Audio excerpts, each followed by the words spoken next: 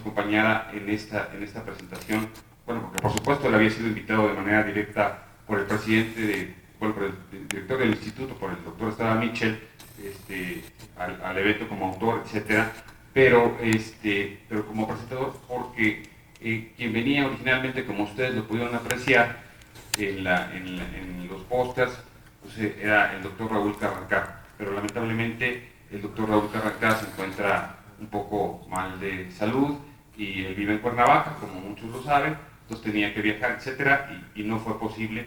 Y entonces yo, abusando de la generosidad de Genaro, se lo planteé en la mañana y pues qué cosa tan acertada. Nos ha regalado, nos ha obsequiado unos momentos maravillosos que yo quisiera pues dejar de manifiesto.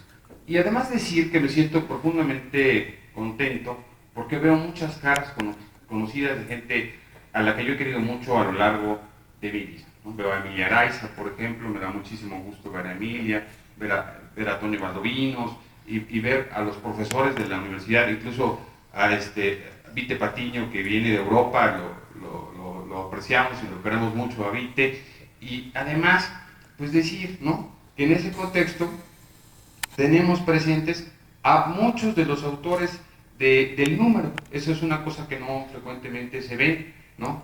Además de quienes han escuchado a ustedes platicar esta tarde, que son autores, por supuesto, tenemos al magistrado Ponce Martínez, que ya lo habían referido, pero también al licenciado maestro Pavel Landgrave, que creo que también nos honra con su presencia, y por supuesto a Omar Ruiz, que también está por aquí. Creo que es un tema muy interesante destacar esas presencias y la presencia de profesores universitarios. Pero también de jueces, veo jueces penales amigos, que también han escrito en la revista Criminogénesis, y eso a mí me llena de satisfacción porque el público de Criminogénesis, o los lectores de Criminogénesis, o yo diría la familia Criminogénesis, es una familia muy comprometida con el tema de las ciencias penales. Creo que el trabajo que se viene haciendo, que se viene buscando destacar en Criminogénesis, ha logrado su objetivo. Y en ese contexto, gracias a una distinguida amiga aquí presente, Lorena Rubio, socióloga, presidenta de INAMAP, que me ha dado una idea que me parece muy interesante, se va a hacer Criminogénesis también digital. O sea, esto va a estar en las redes y eso me parece que es un tema muy interesante. ¿Por qué? Porque cada vez es más complicado el tema de acceder a la información pues, vía los libros, ¿no? Soy un romántico, no voy a dejar de hacerlo en papel, creo que es una parte fundamental, pero sí, anunciar o comentar con todos ustedes que ya también va a haber la posibilidad, y estamos instrumentando los cómo, llevar la revista desde el punto de vista digital para que los estudiosos de las ciencias penales también puedan alcanzar un poco este tipo de materiales. Y quiero también hacer un agradecimiento a Rafael Estrada Mitchell, el director del instituto, al doctor, porque ustedes lo van a poder apreciar en la lectura de las palabras que él hace en la revista, en una nota introductoria, su alto compromiso con la publicación. Nos honró con hacer la nota introductoria, pero a mí me quedó muy claro que se involucró, que leyó y que analizó con mucho detalle todos, cada uno de los artículos. Por eso también yo quería hacer esta reflexión y comentar con ustedes brevemente tres cosas. ¿Por qué viene a ser particularmente importante, digámoslo así, esta segunda etapa de la revista Criminogénesis? No estoy diciendo que vamos a cerrar la época, ¿no? Es que se sigue llamando Criminogénesis y será Criminogénesis 12, pero sí es un aire renovado el que queremos tomar en Criminogénesis. ¿Por qué? Porque estamos frente a dos grandes retos de las reformas constitucionales. La reforma constitucional del 18 de junio de 2008, esto es el tema de la oralidad, que ya por cierto en el DF entendemos que entran en enero, ¿no? Ya en enero deberá estar implementándose en el tema penal. Pues es el momento de hacer análisis, de hacer propuesta, de hacer reflexión, de hacer crítica constructiva de los temas penales y por supuesto también en el tema de derechos humanos. Creo que aquí ya se planteaba por el maestro José Salazar con una gran claridad, el tema del control de convencionalidad, pues a veces resulta un poco todavía ajeno a la realidad. Si me lo permiten expresar con una gran sencillez, no se procura justicia ni se administra o imparte justicia pureza. O sea, en la realidad pues es un poco distante lo que la norma dice o que lo que la norma establece con lo que en la realidad pueden llegar a tener los fallos, las resoluciones, ¿no? Creo que en este contexto, pues Criminogénesis buscará ser más comprometida, más seria, más responsable, y en el contexto de buscar esa actualidad en temas de derechos humanos y penal, derecho penal y derechos humanos, y en el tema, pues evidentemente, del nuevo modelo de justicia. Aunque como ustedes lo conocen, la revista tiene una característica, una estructura estrictamente fundada en la enciclopedia de las ciencias penales. O sea, siempre habrá la posibilidad de hacer un análisis penal, otro procesal penal, un abordaje de derecho ejecutivo penal, que por cierto, los jueces de ejecución también tienen ahora un reto pues, bastante interesante al respecto. Criminología, por supuesto, criminalística. Realmente yo debo decir también aquí en el tema de la criminalística es donde más sufrimos. No me cabe duda que los peritos en México son muy buenos y son muchos muy buenos, pero no escriben tanto. No hay tanta literatura en materia de criminalística y ahí sufrimos bastante en este reto. La política criminal, que es otro elemento interesantísimo. Ahora que tengo la oportunidad de estar dando clase en el posgrado en Acatlán en una materia que cuando el doctor Dante me la ofreció, yo dudé un poco, porque era política criminal en el proceso penal, lo sentía demasiado técnico y demasiado bajado a alguna cuestión demasiado específica. Y sin embargo, una vez que analicé el programa y el plan de estudios, decidí que sí. ¿Por qué? Porque evidentemente hay una gran transformación en la política criminal y el procedimiento penal que creo que debemos entender, pero a nivel de todos los actores del sistema de justicia penal. Desde los abogados hasta los ministerios públicos, los jueces, quienes tienen el honor de hacer las tareas en las magistraturas y evidentemente a nivel de los señores ministros.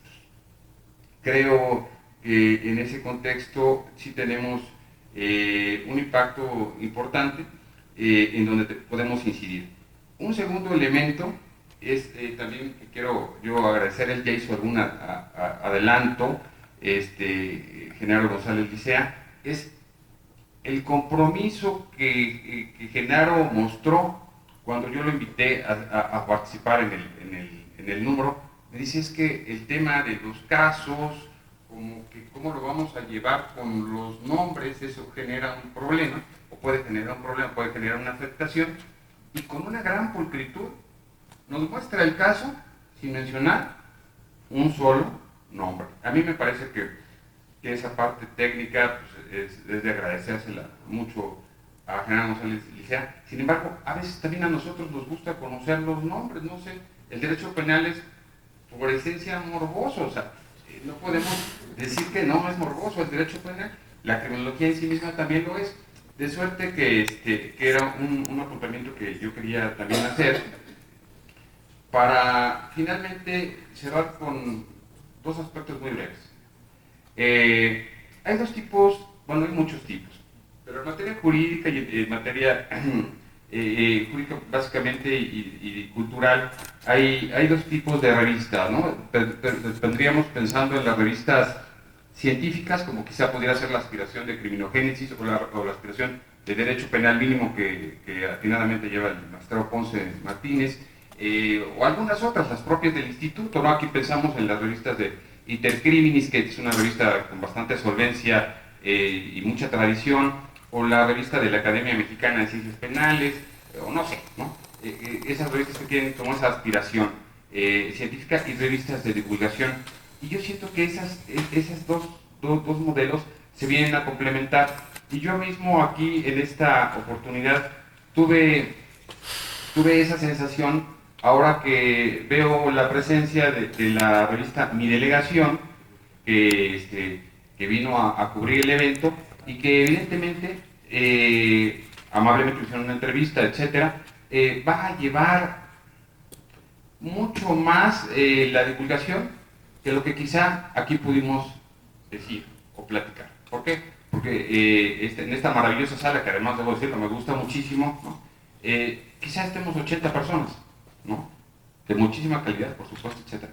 Pero a través de las revistas de divulgación, quizá llegue a 2.000, a 4.000, a 6.000, y más que este tipo de revistas no son de las que cuidamos mucho, y las tenemos en nuestros libreros coleccionadas, ¿no? Sino que la leemos y la damos a otra persona para que también pueda informarse de esos contenidos y va de mano en mano, etcétera. Entonces, el tema multiplicador es muy importante y yo agradezco a la revista Delegación, pues bueno, esta generosidad. Y hacer un anuncio final, con esto yo quisiera cerrar, y esta es la idea de ir creciendo en el tema de las publicaciones. Como ustedes saben, uno de los temas más importantes en el que poco se ha incursionado en el nuevo modelo del sistema de justicia es en el tema de la policía. La policía, que quizás sea el elemento toral del modelo, es el que menos se ha preparado. Y eso el presidente de la academia lo sabe muy bien, don Héctor Teucli, experto en el tema, ¿no? Que hay grandes retos en el tema de policía y que solamente, bueno, que yo sepa, me puedo equivocar, que yo conozca, solamente hay 2 universidades en ciencias policiales en México. Una en el Estado de México y otra en Nuevo León, cuyo rector es un muy buen amigo, Gerardo Palacios Pámanes, académico, que aquí en el instituto no debe ser ajeno, viene con mucha frecuencia a presentar sus libros, etc.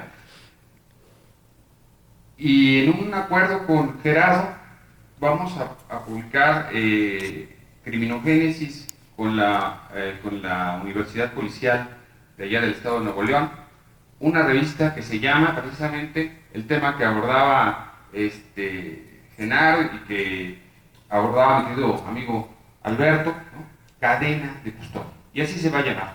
Y esa revista está pensada y dirigida para 2 sectores específicos: policías y peritos, pero con un enfoque estrictamente de practicidad, que se vuelva como una suerte de ayuda, como una suerte de herramienta, como una suerte de demanda. Pues esa es la información que yo quería transmitirles, agradecerles muchísimo la presentación y por supuesto invitarlos a todos a una copa de vino de honor con motivo de que hayan sido tan generosos de habernos acompañado. Muchas gracias.